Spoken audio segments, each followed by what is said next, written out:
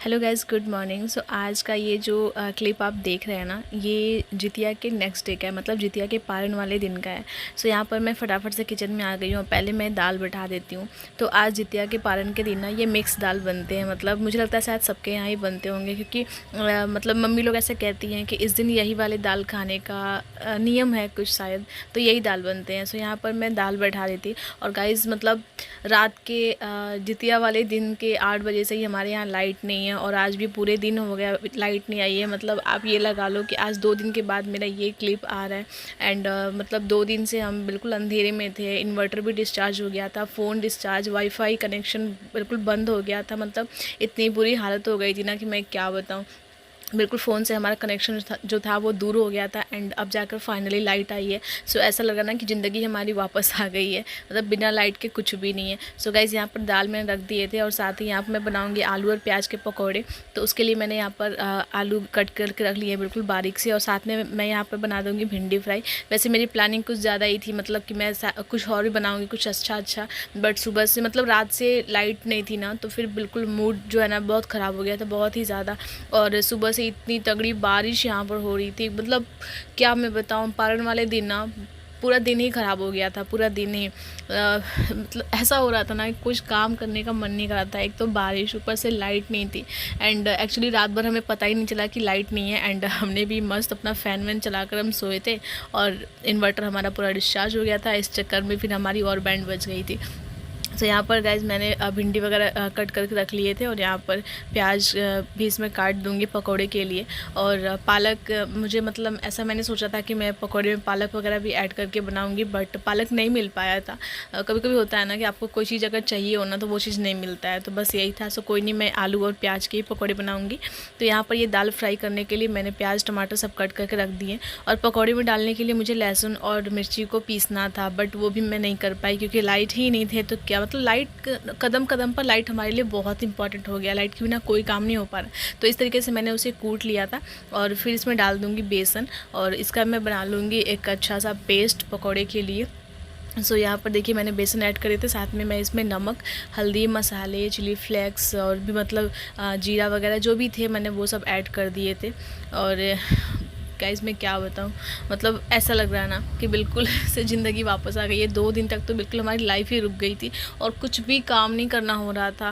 मतलब पहली बार ऐसा हुआ था कि मतलब हमें अंधेरे में रहना पड़ रहा था घर में। और मतलब फ़र्स्ट टाइम ऐसा हुआ ना लाइफ में कि मैंने कैंडल जलाकर हम घर में रहे थे, वरना आज तक इतने सालों में ना कभी ये दिन नहीं आए थे कैंडल जलाने वाले। मतलब इन्वर्टर डिस्चार्ज हो गया था।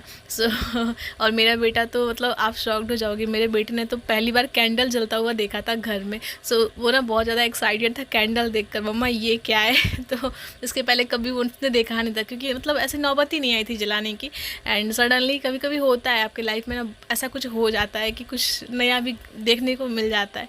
बट हाँ मतलब पहले हमारे यहाँ ऐसे होता था, बट शादी के बाद जब से मैं यहाँ पर आई थी ना, तो कभी मैंने कैंडल तक नहीं जला कर रखा था घर में। बट कल जो हमारे साथ हुआ ना, मैं क्या बताऊँ। सो गाइस दाल यहाँ पर हो गया था, एंड दाल में मैं फ्राई कर रही हूँ। तो दाल फ्राई करना तो पता ही है, सबको आता है। ये कौन सी बहुत स्पेशल तो रेसिपी है नहीं जो मैं एकदम स्टेप बाय स्टेप आपको बताऊँ।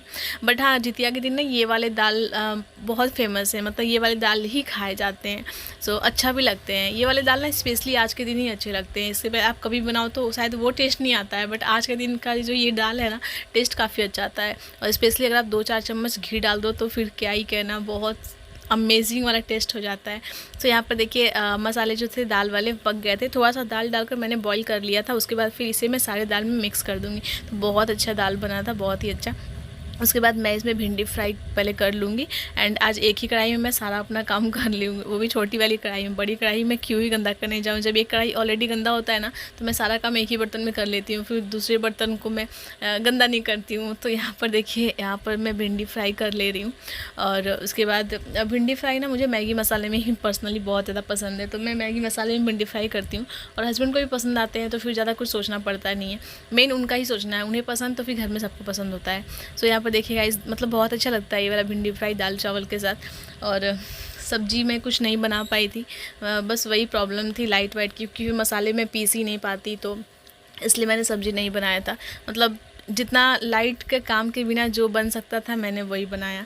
तो यहाँ पर दाल हो गए थे, भिंडी फ्राई भी बन गया था और भी मैं पकौड़ियाँ तलने के लिए फिर से अगेन मैं उसी कढ़ाई को साफ़ करके रख दी हूँ।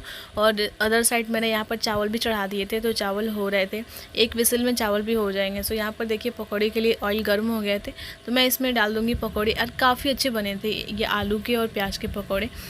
व्रत के नेक्स्ट डे जब हमारा पारण होता है ना किसी भी व्रत का, तो वो खाना कुछ ज़्यादा ही स्वादिष्ट लगता है। शायद एक दिन हम व्रत रहते हैं इस वजह से या क्या, मतलब नहीं पता, बट हाँ नेक्स्ट डे वाला खाना बहुत टेस्टी लगता है। सो यहाँ पर देखिए पकौड़े देखने में कितने अच्छे लग रहे हैं, बिल्कुल बड़े बड़े से। तो मैंने यहाँ पर पकौड़े तल लिए थे और चावल भी हो गए थे।